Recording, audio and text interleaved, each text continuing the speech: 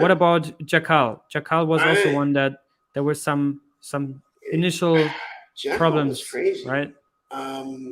Okay, JACKAL is a situation that I never thought that I'd see. So, okay, JACKAL launched during Dragonberry Patch Week.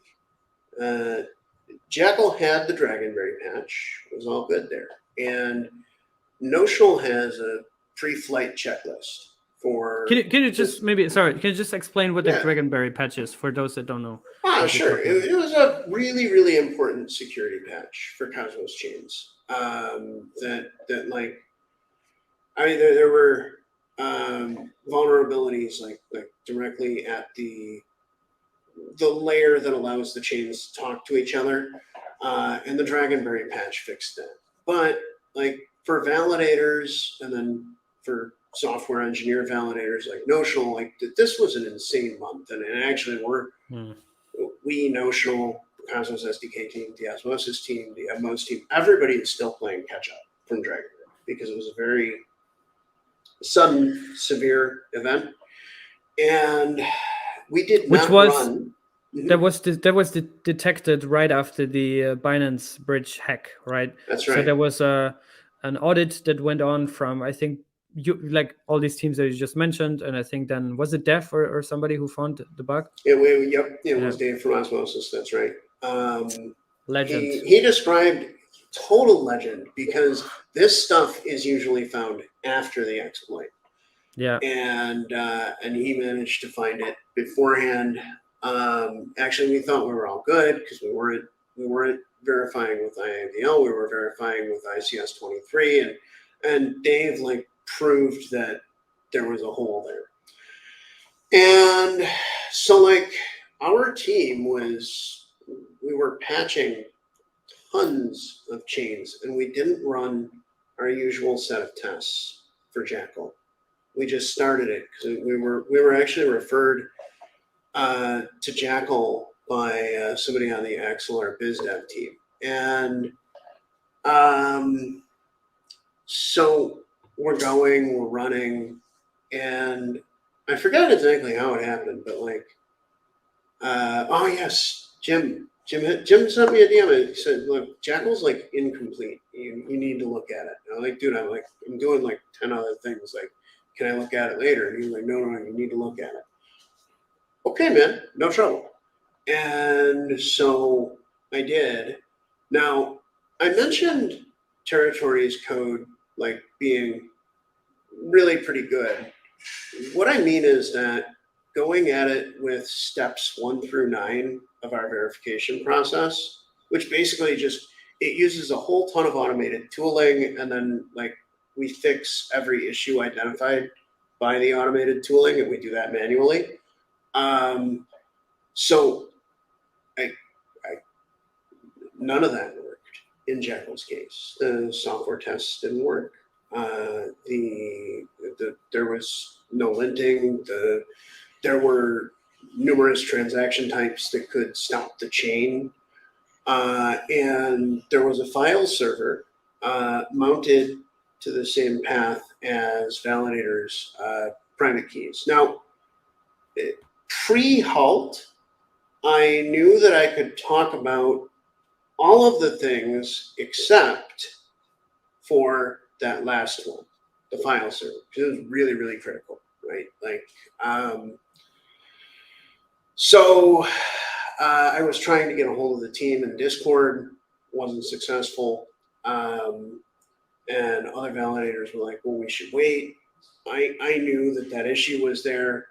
And so I went out on Twitter and I talked about all of the non-critical issues. That there were, I mean, even the non-critical issues were pretty bad, right? So did that. The team woke up. We got the chain halted, okay? And it was 121 commits and modified 754 files to write the patch that like got JACKAL into the state where it could relaunch. a number of other validators helped with this. I think a really good one to name is German from Empower Chain. And one validator at one point decided to, like, this was Citadel DAO. They decided to like screen cap the private validator chat and take some comments out of mine, like super out of context. But here's the thing about JACKAL. So we're actually going to continue to support JACKAL, and I'm going to kind of walk through why. I'll say this like without naming names, because I haven't really gotten like go ahead, but JACKAL team said to describe our relationship and why I would touch that code base after our findings, which were really severe. They did get audited, and this is scary, and I want the community to know this. There are apparently now fly-by-night auditors who will charge you a ton of money. They will slap an NDA on your audit and pass you, but not check. So the team, just given the way they've acted, okay, because like a really suspicious project, right? Under these circumstances, they would be coming at me. It would be my fault because I wanted to stop their chain. I wanted to address these issues, things like that, right?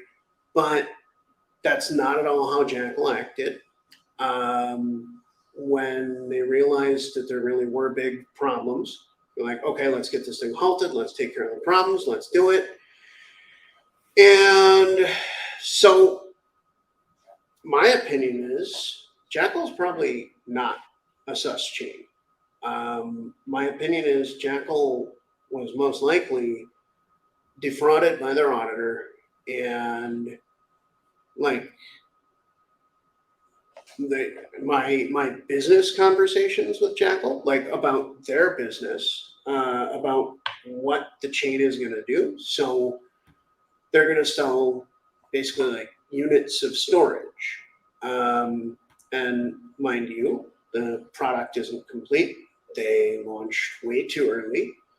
But I mean, in the case of JACKAL, where the team was really supportive of getting the software right, frankly, I do think that their plan to try and describe to you what it is they're going to do. So like, when I talk to them about it, they're like, well, we want to have petabytes online by the end of the year. And what we want to do is allow other chains to store data that can be accessed later, not on our chain, but on a storage net, like a secondary storage network that's run by our chain.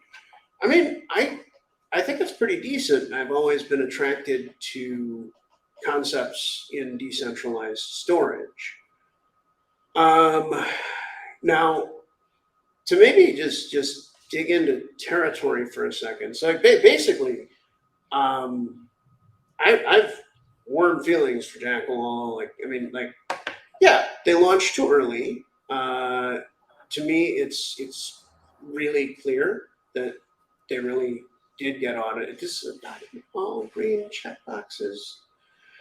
But it's also like the thing about auditing in crypto, right? It's like a lot of the code bases not for this price tag. you can get a cheap one where they stamp it, right?